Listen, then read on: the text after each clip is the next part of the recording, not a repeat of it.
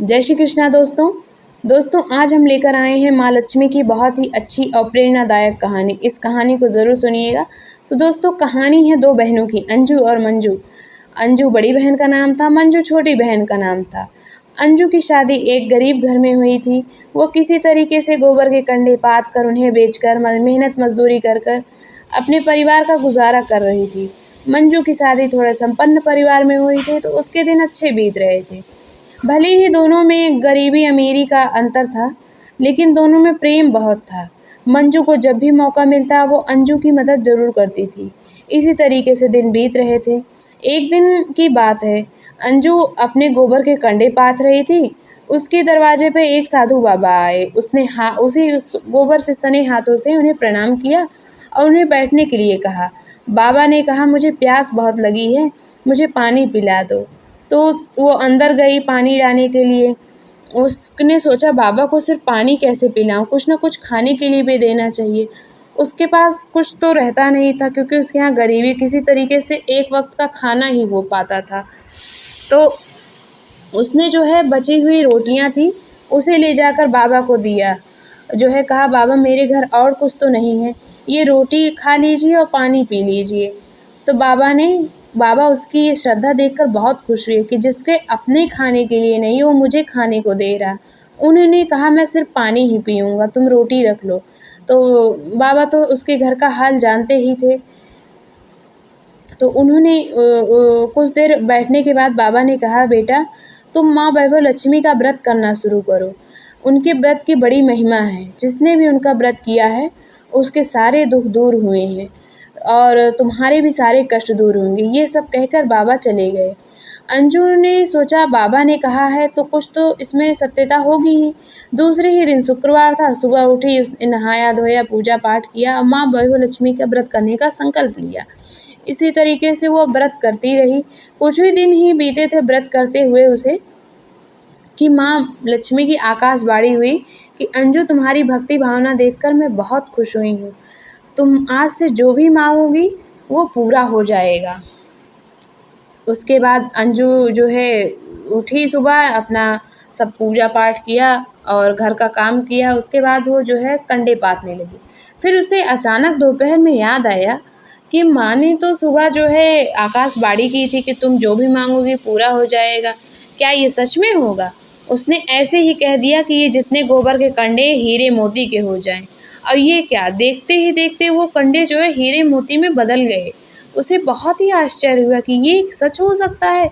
उसकी प्रसन्नता का तो ठिकाना ही नहीं रह गया।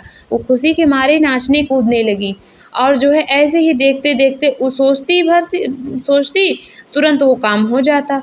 उसने सोचा ही था कि मेरी ये कुटिया महल बन जाए और वो महल में बदल गई जो है कुटिया। ऐसे उसके घर में नौकर चाकर सारी सुविधाएं हो गई।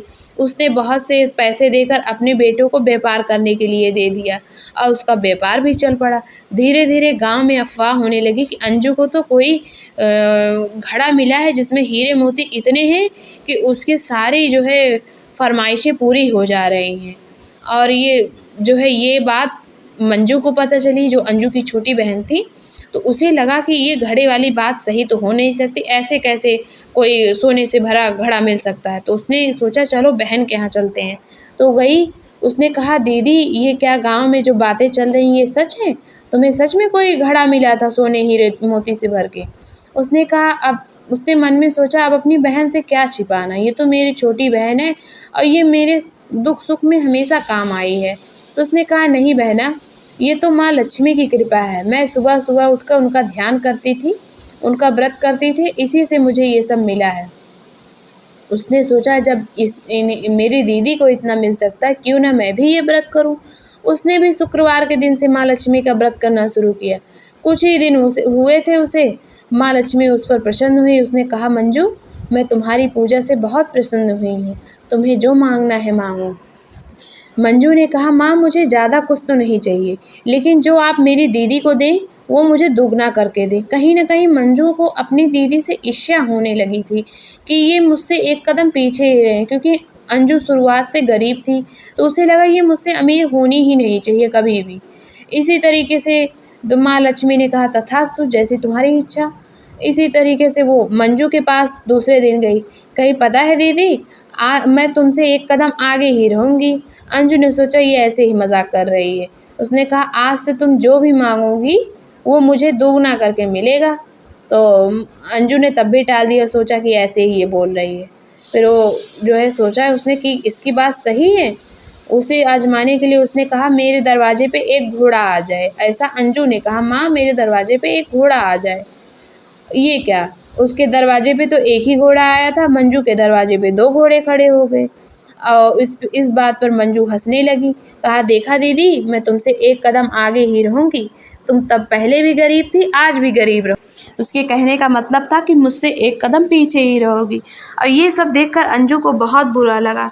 उसने सोचा कि मेरी बहन ऐसी हो सकती है, उसे मुझसे ऐसी जलन हो गई। फिर उसने अपनी बहन को सबक सिखाने के लिए सोचा इसे क्यों न इसकी गलती का एहसास कराया जाए। अब ये भूल गई कि उसको सबक सिखाते सिखाते वो कितनी गलत होती जा रही है। उसने कहा माँ लक्ष्मी, मेरी जो है मेरी जो ये मेरा ये जो महल है ये कुटिया में बदल जाए।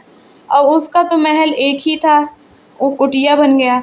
इधर मंजू के 2 घर थे, दोनों घास फूस की कुटिया बन गई। ये सब देखकर मंजू समझ गई कि ये मेरी दीदी की उद्दंडता है। वो अपनी दीदी को खूब खरी खोटी सुनाई, खूब भला बुरा कहा। और ये सब सुनकर अंजू को और बुरा लग गया। उसने कहा माँ मेरी एक आँख फूट जाए। उधर मंजू की दोनों आँखें फूट गई और अब और उसको भला बुरा कहने लगी। उसके बाद उसने कहा माँ मेरी एक टांग टूट जाए। उसकी एक टांग टूटी, मंजू की दोनों टांगें टूट गई। ऐसे ही ऐसे सिलसिला चलता रहा। जो है उसने कहा कि जो है मेरे बाल झड़ जाए, मैं गंजी हो जाऊं। उधर जो है मंजू के सारे बाल झड़ गए। और जो उसी तरीके से दोनों बहनें आपस में ही लड़ने लगी। ये सब देखकर माँ लक्ष्मी को बहुत ही गुस्सा आया। उन समझ गई कि मेरे वरदान का ये दोनों बहनें दुरुपयोग कर रही हैं। उन्होंने उन्होंने अंजू मंजू से कहा कि तुम दोनों को दिया गया मैं वरदान वापस लेती हूँ और इसके बाद तुम लोग जैसे पहले थी अब हो जाओगी और इसी हालत में रहोगी लंगड़ी लूली करके। फिर दोनों बहनों को अपनी गलती का एहसास हुआ। उन्होंने माँ से माफ़ी मांगी। उसके बाद जो है माँ की कृपा हुई, वो दोनों पहले जैसे शारीरिक रूप से स्वस्थ हो गई।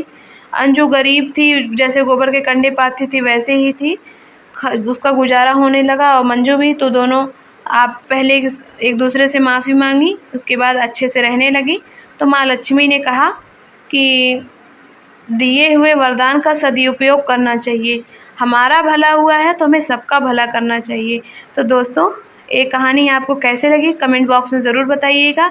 मिलते हैं एक नई कहानी के साथ, तब तक अपना अपने परिवार का ख्याल रखिए। जय श्री कृष्ण।